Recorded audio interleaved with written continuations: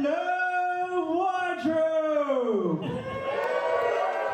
It's been a while since I've done one of these, and it's been a while since I've been here. I've actually forgotten where all of the toilets are and stuff like that. But since the last time I did a show, I've sold out.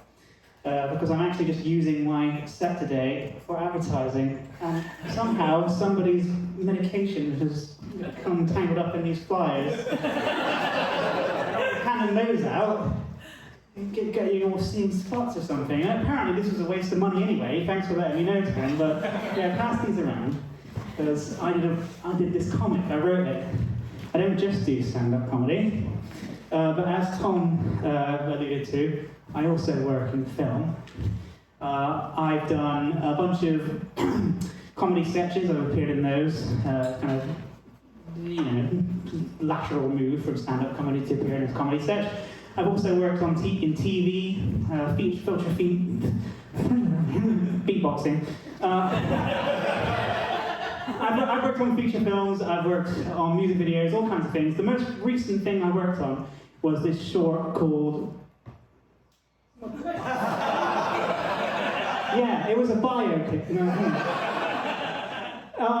The Untimely Revenge of Waffle, which has absolutely nothing to do with this tonight. It just is a complete coincidence that my entire life has revolved around grid-shaped confectionaries lately.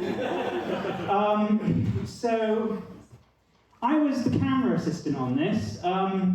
Now, anyone who's ever used Reddit knows that anyone can basically make up any story they want about working in any industry they want, right?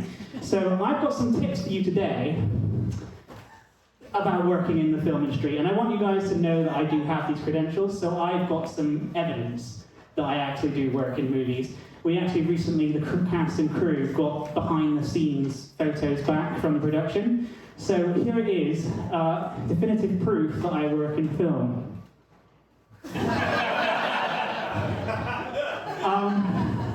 So on this film, I was the camera assistant, which means I got to work one of these things, a clapperboard, and say things like, "Shot one, take one." It's a very difficult job. No, it really is, because I was also script supervisor, which meant that I was in charge of recording which shots had been filmed, and recording like director's notes about each take, oh, we didn't get the sound in this one, or the light was bad, or something, the spark was sleeping on the job again, that kind of thing. So I was yo-yoing back and forth constantly. I mean, it's very hard to have to update a slate like this, and also be writing, I don't want any of you to tell any producers about this omnitasking thing that Tom because if the film industry finds out about that, they're just going to make it the standard. So anyway, I'm just there, oh, Mike, we need the slate update. All right, let's do it. Oh, no, we're going for another take, get down. And I'm just trying to, we should grow some new arms. I gotta get the prosthetic people to make me some prosthetics or something, the makeup people to make me some latex arms so I can be all like Goro from Mortal Kombat.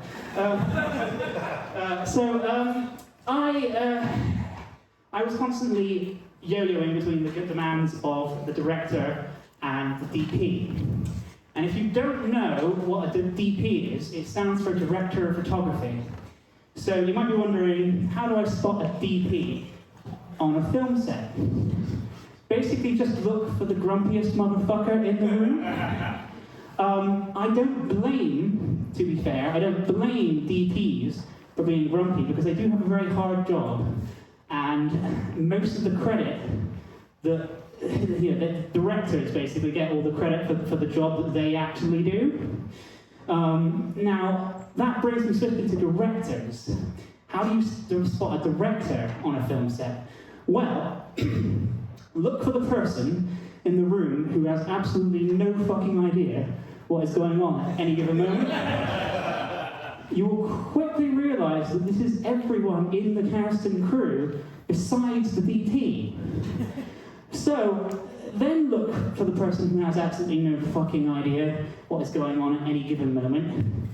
and is also bossing everyone else around. That's the director.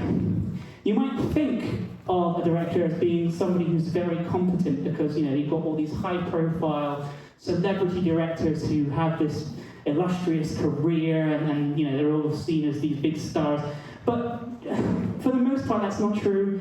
I assure you that the privately educated kid who just got out of film school is not Quentin Tarantino. He definitely thinks he's Quentin Tarantino, but he isn't. And what he isn't thinking about, and they are large keys, what he isn't thinking about is how anything is going to get done, or how long anything is going to get done, how long as anything is going to take to get done.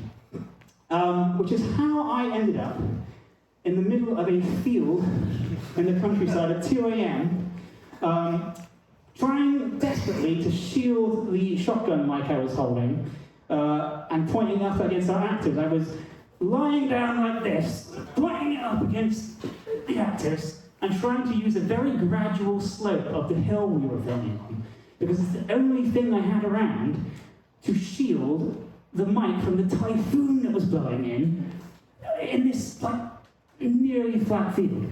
The countryside is not, well shielded against wind, right?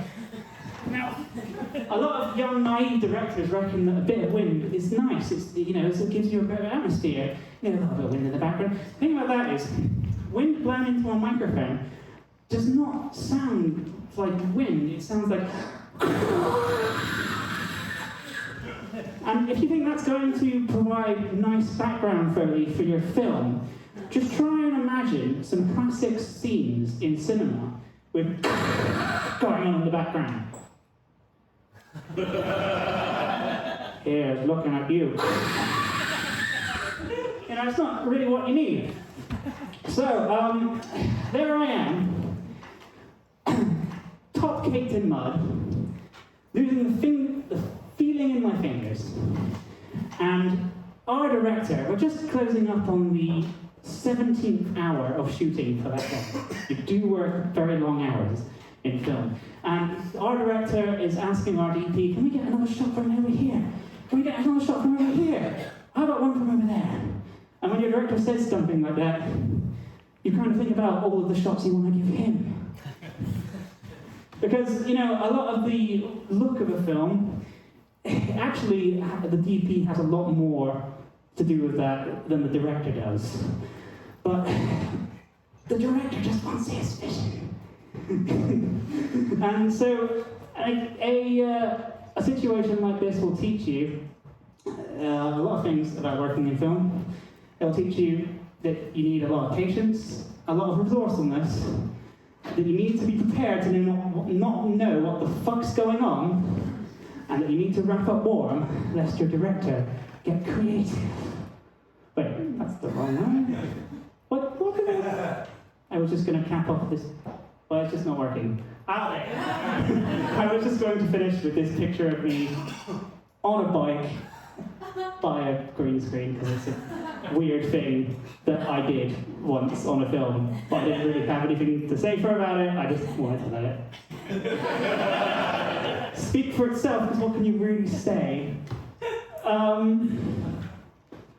Right, questions?